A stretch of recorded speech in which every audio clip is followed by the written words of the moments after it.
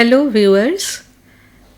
We are going to learn about a few theories of learning, among which today we will learn about classical conditioning. I suppose some of you already know what conditioning means, and maybe some of you are acquainted with Pavlov's experiment also. But in today's lecture, we will go into these things in detail and we will try to understand how the principles of classical conditioning operate in case of various spheres of our life. Classical conditioning assumes that learning can be explained in terms of association.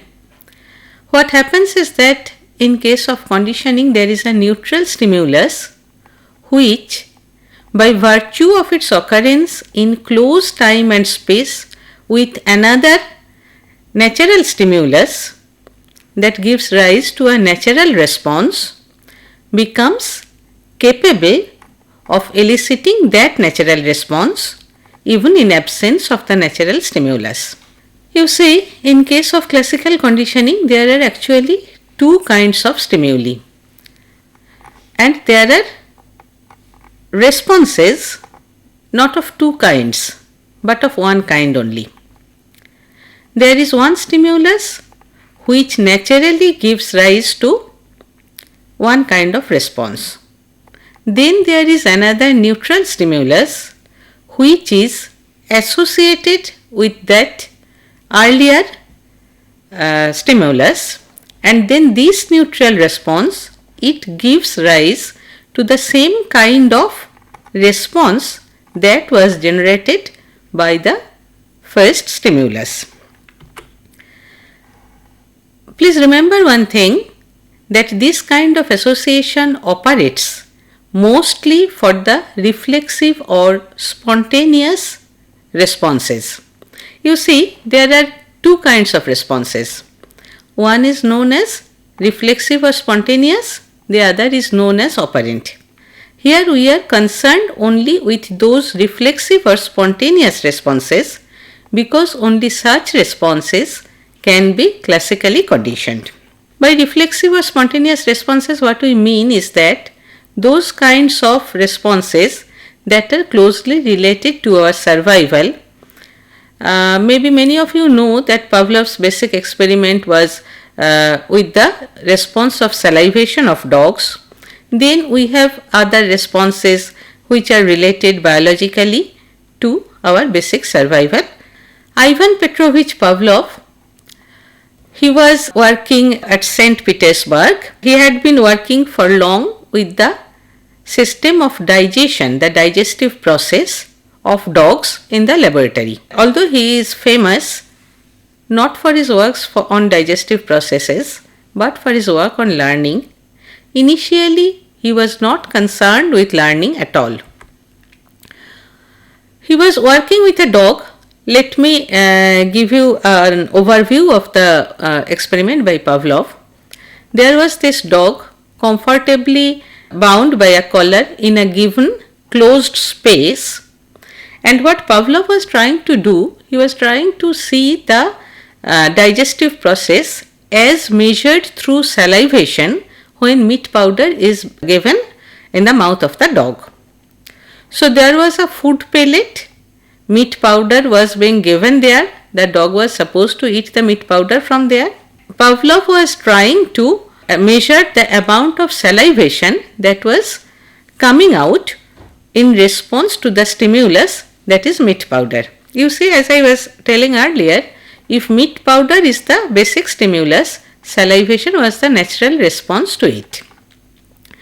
Then for helping in the precision of the measurement, what Pavlov did, he wanted to keep the exact time for measuring the salivation, and so he introduced a light or sometimes a bell just before giving the meat powder. He thought that that will help the precision of the measurement of the salivation. It went well for 1 or 2 or 3 trials, but then what happened is that Pavlov found that the dog started salivating when the bell was being rung or when the light was being lighted, even before the meat powder was given in the food pellet. So initially in the first few sessions there is food pellet which gives rise to the natural response of salivation. There is a bell or a light associated with it. Naturally, initially there is no salivation. But then during conditioning, it so happened that bell food pellet salivation, after conditioning, when the bell was ringing, the dog started salivating. So when these two stimuli were given as different stimuli, not in association with each other, there was no salivation in case of bell. But after a few trials with bell, food pellet and food pellet, there was salivation as a result, and finally there was salivation as a result of hearing the sound of the bell only. So in the last condition, when the dog starts to associate the natural response of salivation to the neutral stimulus of bell, we call that classical conditioning. So you see there are four kinds of stimuli and responses here. One is known as the unconditioned stimulus or UCS, the natural stimulus that elicits a natural response. In this case, the meat powder on the food pellet was the UCS. Then there is the unconditioned response, that is UCR, the natural response elicited to the natural stimulus. In Pavlov's experiment, salivation in response to meat powder on the food pellet is the UCR. Then there is the conditioned stimulus CS, that is the neutral stimulus that does not automatically generate the target response, but which, after being associated for a number of times with the UCS, can generate the specific response. And then finally there is the conditioned response, which is in terms of quality almost same to the unconditioned response, that is in both cases it is salivation, but conditioned response is the salivation which is generated by the bell or the light, that is the neutral stimulation, which was not supposed to generate this particular response. So these are the four components of classical conditioning. Now we can replace the food pellet and the bell with this kind of schema.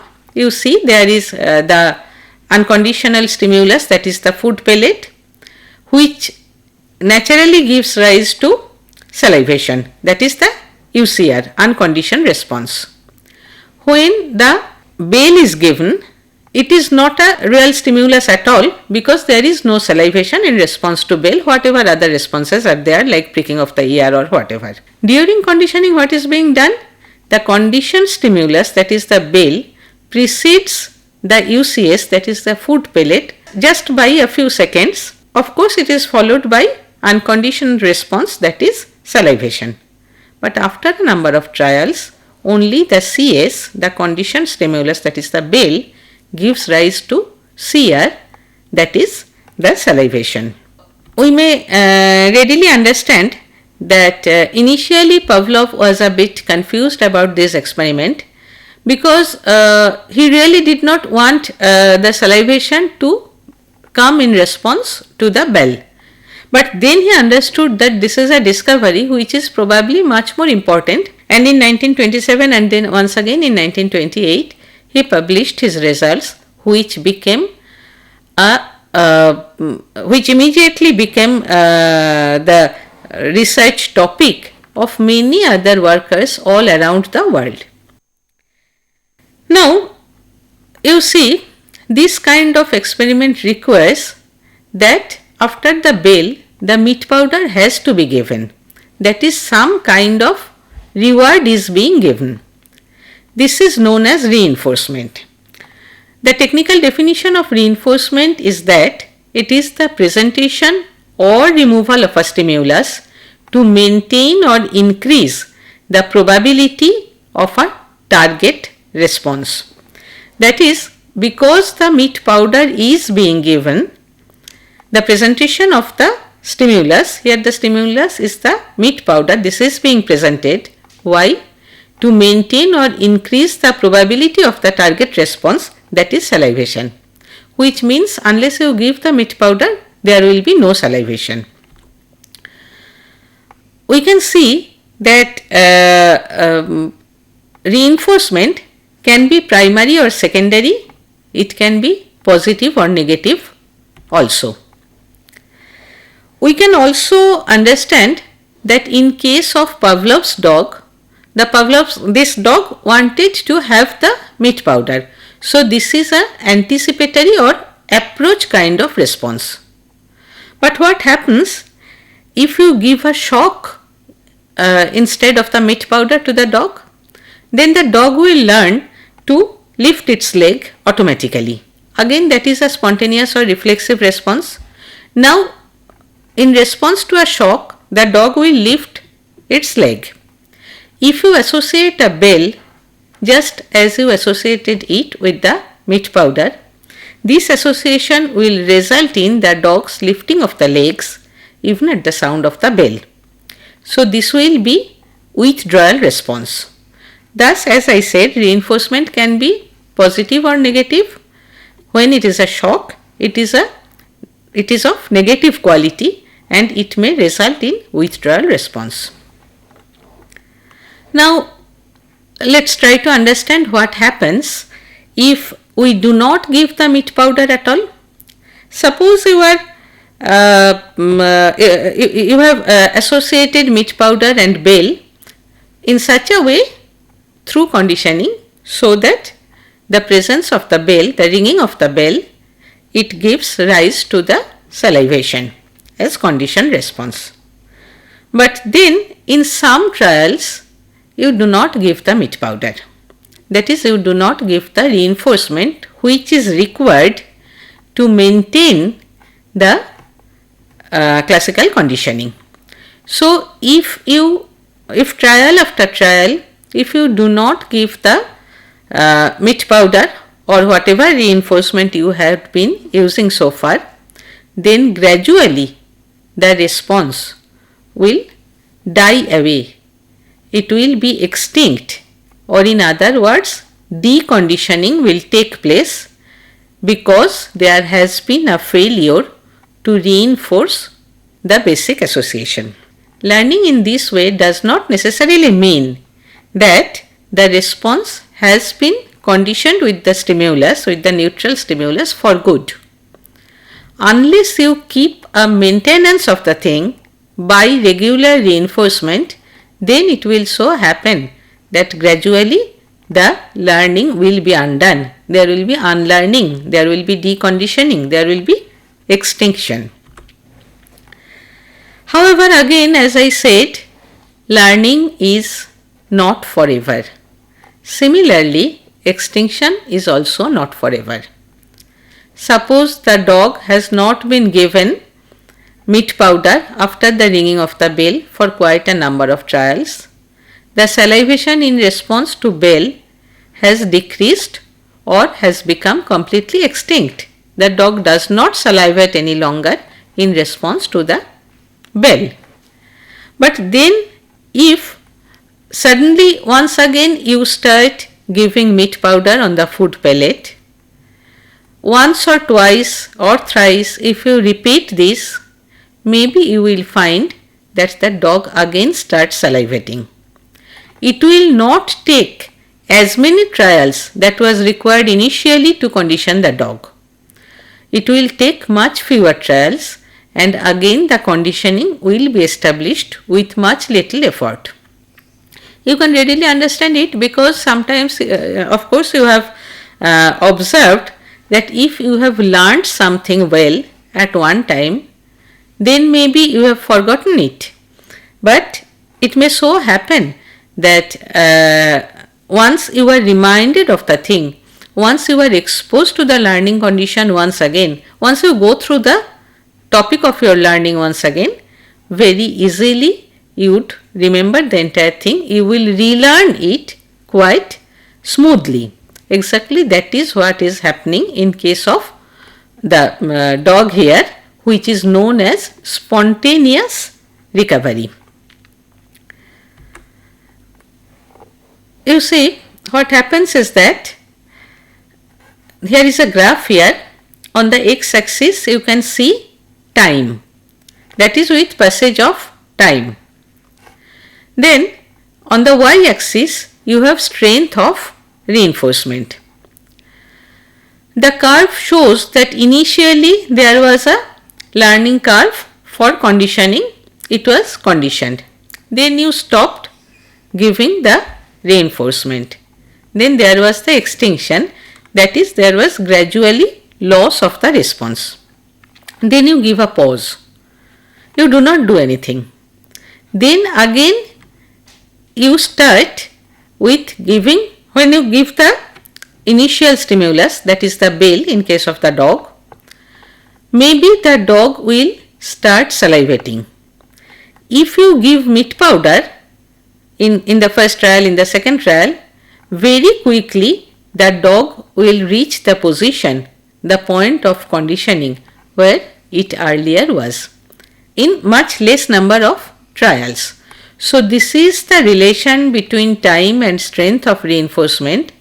There is conditioning, there can be extinction, and after if a time gap is given, then you will find that there is spontaneous recovery, which will have to be maintained with appropriate reinforcement, as was done in case of the initial learning. There are also a few other factors which we must remember about classical conditioning. There are two things, one is known as generalization and the other is known as discrimination. You see, generalization means we have learned something, then we can use the same learning, we can transfer the same learning to other situations. So, suppose you have conditioned this dog with a bell. The bell has a particular sound of certain pitch, certain frequency, certain intensity. What would happen if the dog is exposed to a bell whose sound is somewhat different from the bell you used during conditioning? It has been found that so far the sound of the bell can be identified by the animal.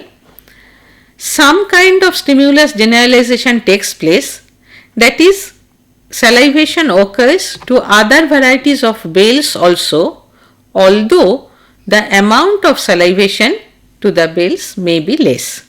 Actually, it has been found that the more distant the bell is, the sound of the second bell is from the initial sound of the bell, there is lesser amount of salivation, but there will be salivation nevertheless. So, the organism can identify similar situations and responds in a more or less similar way to those stimuli which are similar to the original one. Discrimination is exactly its opposite. Usually, for similar kinds of stimuli, generalization will occur. But suppose you want to teach the dog to discriminate between two kinds of bells. So, suppose for the initial stimulus, that is the initial bell, sound of the bell, suppose the intensity was 5 unit. You are trying to make the dog discriminate this 5 unit of sound from a sound of 3 unit. Initially, the dog will respond with generalization, that is, the dog will salivate in response to the sound of 3 units also. But then, if you consistently give the reinforcement, that is meat powder, in response to 5 units of sound, and you do not give the meat powder in response to 3 units of the sound, gradually the response to the 3 units of sound will be extinct, and if you never repeat the reinforcement, the dog will learn to discriminate between these two units it will respond in your desired way only to the first one where reinforcement has been given consistently. There is also another very important point, that is the counter conditioning. Counter conditioning means, suppose you conditioned your dog to an approach response, an anticipatory response in case of bell, that is, initially you gave meat powder in response to bell. Suppose you want to counter condition this dog, that is, you want to elicit withdrawal response in response to the bell. So now what you do is that whenever the dog listens to a bell, it starts salivating, but then you give a electric shock instead of the meat powder. So gradually the dog loses its approach response and learns a new withdrawal response, that is, it lifts its leg from the ground to avoid the shock. This is known as counter conditioning. There can be plenty of applications of classical conditioning in different fields. We can classical condition emotional responses, we can classical condition social attitudes, we can classical condition use it in psychotherapy and in producing psychopathological conditions also. I don't know if some of you have heard about the experiment by J.B. Watson on little Albert. Albert was a very small child, apparently a happy child also, and Albert had a pet rabbit. And he was very fond of that rabbit. Now what happened was that whenever the child was playing with the rabbit, the experimenter made a startling sound in the background. Whenever the child tried to touch the rabbit, the sound was there to frighten him. Gradually, it so happened that the startling response was associated not only with the sound but with the rabbit also. Gradually it was generalized to all sorts of furry animals, even if they were very small or even if it was a blanket or something like that. So the emotion of fear was conditioned classically here, that is, startle and fear response was associated with something which should not elicit fear response. You can easily see that this can explain phobias in different ways. Then there is the classical conditioning of social attitude by Gregory Razran. Razran did a very funny kind of experiment. He asked his subjects to express their attitude toward persons of different ethnic communities.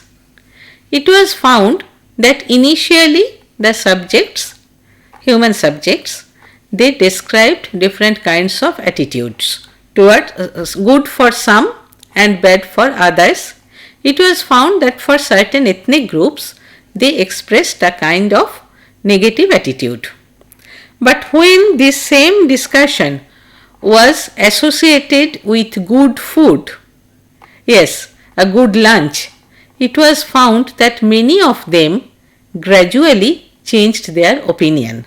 So you can classically condition social attitude also. So far as psychopathological condition can be explained by classical conditioning, we have already talked about phobia. It is believed by many that this kind of conditioning, not done of course deliberately, but somehow we have been exposed to similar situations where we have classically conditioned to develop a kind of fear for certain things which should not naturally elicit fear.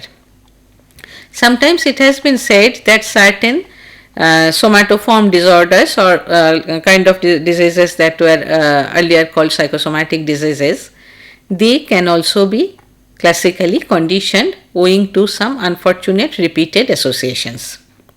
So you can also see that this has very important implications for child rearing practices also, because the way our children are exposed to different stimuli, not always under our conscious control, that is also very important here. We can use it for psychotherapy as well.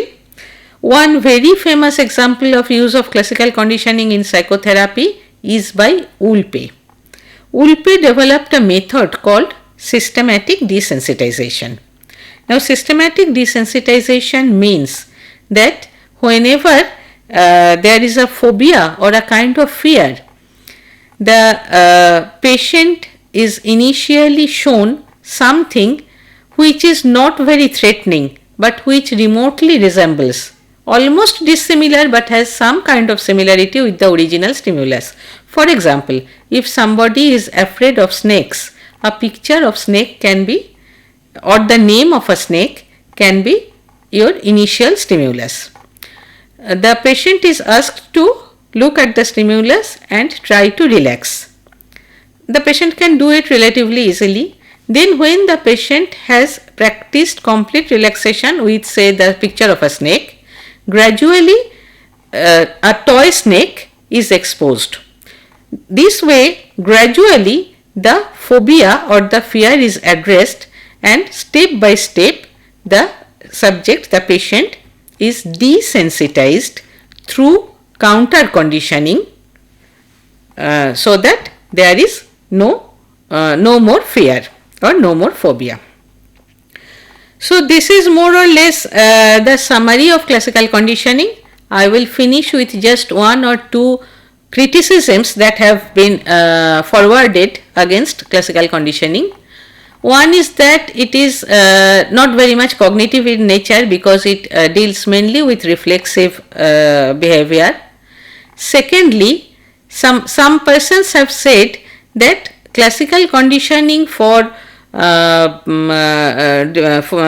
treating diseases may not be very ethical, particularly if aversive kind of conditioning is used, that is, negative conditioning is used. All these criticisms are true, yet classical conditioning has still immense possibility in certain areas of our behavior, and we still do have plenty of utilities of classical conditioning in different domains of behavior management.